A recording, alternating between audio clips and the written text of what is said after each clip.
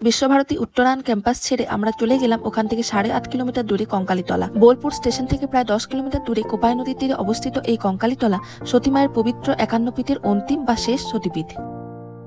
তবে কঙ্কালীতলার এই মন্দিরটি সম্পর্কে উল্লেখিত রয়েছে যে কাঞ্চিরাজ রাজেন্দ্র চোলের অধীনে ছিল এই মন্দিরটি। তিনি ছিলেন শিবভক্ত। শোনা যায় এই মন্দির প্রতিষ্ঠিত করে তিনি এখানে শিবলিঙ্গ প্রতিষ্ঠা করেন, আর এই শিবলিঙ্গটি কাঞ্চীশ্বর শিবলিঙ্গ নামে পরিচিত। এরপর আমরা এগিয়ে চললাম কঙ্কালী মায়ের মন্দির দর্শনে। কঙ্কালী মায়ের এই মন্দিরে কোনো নির্দিষ্ট মূর্তি নেই, পটচিত্রে মায়ের পুজো হয়। আর মায়ের এই কল্পিত পটচিত্রটি এঁকেছিলেন শান্তিনিকেতনের এক বিখ্যাত চিত্রশিল্পী মুকুল দে।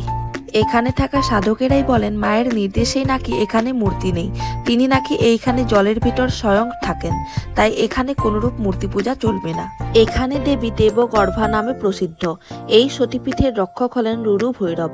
শাস্ত্রমতে রুরু ভৈরব হলেন দেবাদিদেব মহাদেবের এক ভয়ঙ্কর ক্রোধিত রূপ। দেবী সতীর কাখাল বা কোমরের অংশ যখন এখানে পড়ে তখন বসুমতী এটা তাপ সহ্য করতে না পেরে নিচে বিরাট গর্ত হয়ে যায়। পরে জল ভরাট হয়ে এখানে একটি কুণ্ডের সৃষ্টি করেছে। দেবী সতীর কটিদেশ এখানে প্রস্তরীভূত অবস্থায় নিমজ্জিত করা রয়েছে। বলা হয় সমগ্র বীরভূমের জল শুকিয়ে গেলেও এই কুণ্ডের জল কখনো শুকোয় না। জনশ্রুতি রয়েছে কুণ্ডের পশ্চিম দিকে আছে দুটি সুড়ঙ্গ, আর এই সুড়ঙ্গ দুটির সাথে যোগ রয়েছে সুদূর উত্তরপ্রদেশের মণিকর্ণিকা ঘাটের।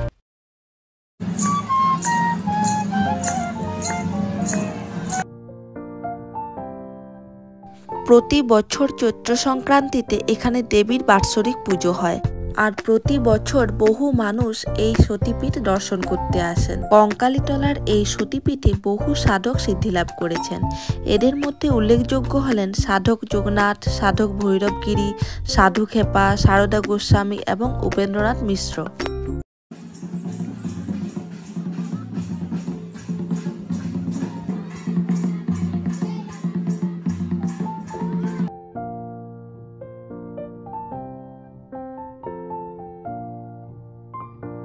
কঙ্কালী মায়ের মন্দিরে ভোগ খাওয়ারও ব্যবস্থা রয়েছে। প্রতিদিন বহু মানুষ এখানে ভোগ খেয়ে যান।